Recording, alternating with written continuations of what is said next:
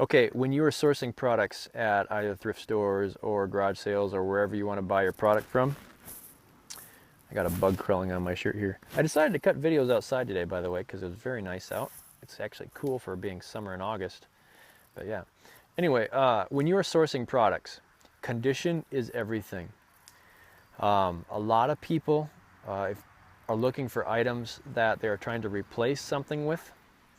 Like, for example, if they had a glass set and one of the glasses broke and they need to replace that glass, obviously they don't want a cracked glass. They want something that's in perfect condition, that's not scratched, etched, or marred, or anything like that. And so you need to make sure that the items that you are picking up are in good condition. Collectors, when they are looking for items to add to their collection, they love brand new in box. They love things that are in 80% good condition or better, preferably in the 90 to 100% mint condition type style. That's just collectors. You don't want to sell garbage. That's very important. Just because you think it's cool, if it's in really bad condition, you don't want to list it, because that puts your feedback in jeopardy. If somebody looks at it and goes, you know, this is not something that I thought was in good condition, and this is actually a whole lot worse than I thought it would be, they're going to leave you bad feedback. And you don't want that. You don't want to risk that, because that can ruin your eBay experience and your future for selling on eBay.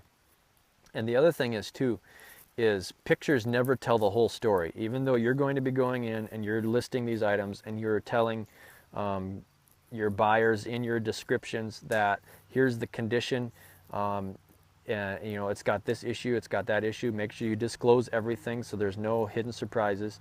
But pictures never tell the whole story. It's always in worse condition in real life. It's happened to me, it's happened to some of my buyers, and you know, I've had to do good customer service to remedy that, and I still have 100% feedback. So even after selling for so long. So I mean, it's really important that anything that you find and anything that you source is in really, really good condition, just because.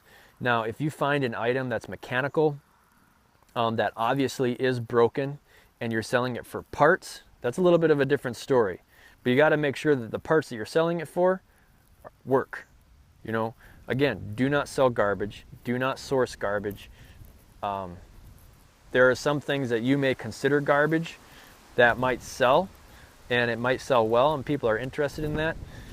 But for me personally, it's not worth the risk of jeopardizing my eBay account and potentially a bad feedback because a buyer didn't like what they got, you know. So make sure anything that you're selling is in good condition. Scratches, no scratches, no etchings, nothing's broken. You just got to be really, really careful.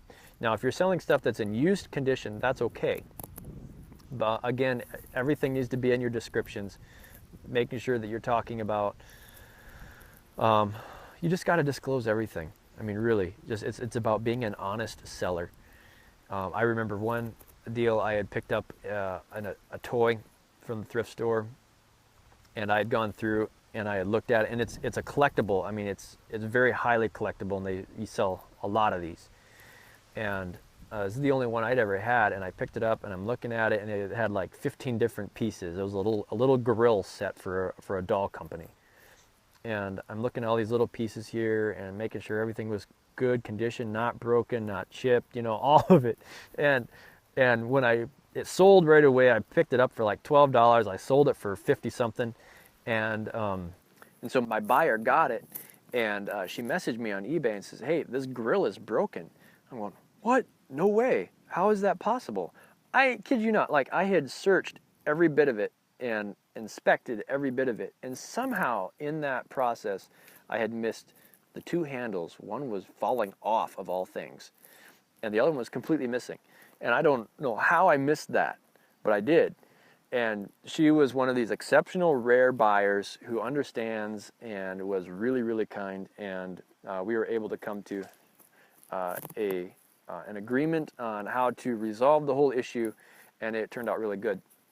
But my point is, you know, sometimes mistakes happen, but you got to make sure that the items that you are sourcing are in really good condition, because there are collectors out there who want items that are in great condition.